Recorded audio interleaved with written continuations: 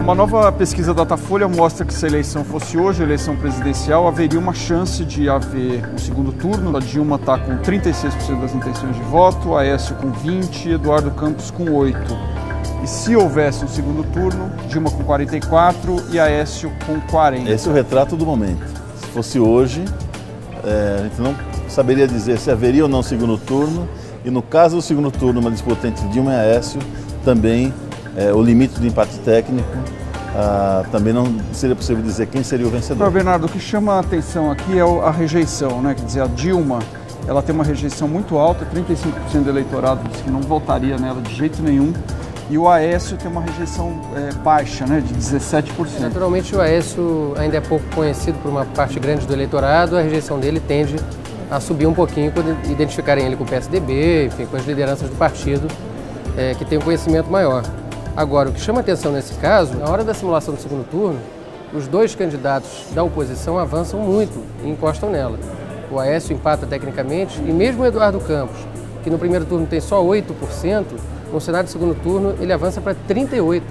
É impressionante, fica muito claro que está consolidado um voto anti-Dilma, né? Eu entendo que é a concretização do desejo de mudança que a gente vem medindo já algumas pesquisas seguidas. Agora, isso tem muito a ver com o cenário econômico também, né? Quer dizer, a Dilma no último ano do governo Lula, o Brasil cresceu 7,5%. Foi o maior crescimento em décadas, né, no Brasil. E ela está entregando, provavelmente, este ano, um crescimento ao redor de 1%. Né? Acompanhamos um índice de Datafolha de confiança, que a gente denomina. A gente conseguiu medir qual foi a mudança no estado de ânimo dos brasileiros durante a Copa, em relação a antes e depois, e como isso acabou influenciando também, não só nas expectativas econômicas, quanto nas opiniões políticas dos brasileiros. E agora a Dilma está sozinha na pista, né?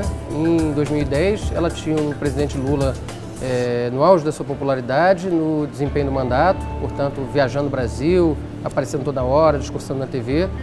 E agora, por mais que a gente saiba que o Lula vai entrar na campanha de TV, né, na propaganda do PT, o peso dele, a presença dele no dia a dia do eleitorado é muito menor, né? Mas é menor, mas ainda é o cabo eleitoral mais importante, é aquele que consegue ter um potencial de transferência de votos maior do que outros cabos eleitorais que entram na campanha, como, por exemplo, Fernando Henrique e Marina Silva. E a gente tem que considerar também que Dilma tem um tempo de TV muito maior do que os adversários.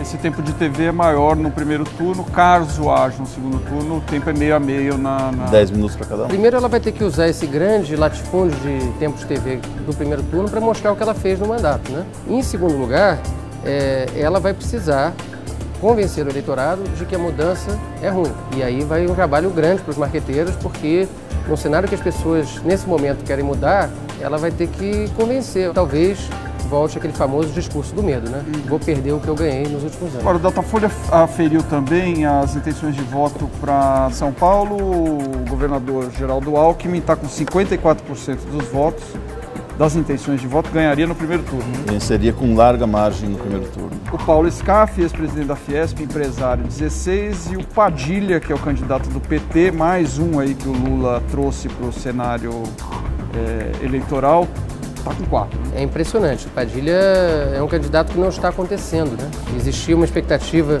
de que depois da eleição do Fernando Haddad, o Lula pudesse escolher qualquer um, né, bater com a varinha de escondão, e o sujeito, pelo menos, se não estava eleito, estava no segundo turno. E agora a situação vem se mostrando muito delicada. Mas é um candidato bem mais desconhecido do que tanto Scaff quanto Alckmin. Haddad também, nesse momento da eleição, há 2 anos, ele tinha uma taxa de intenção de voto muito baixa. E foi crescendo à medida que se tornou conhecido e teve a imagem associada ao Lula. Antes do Haddad, o PT tinha vencido 2 vezes na capital.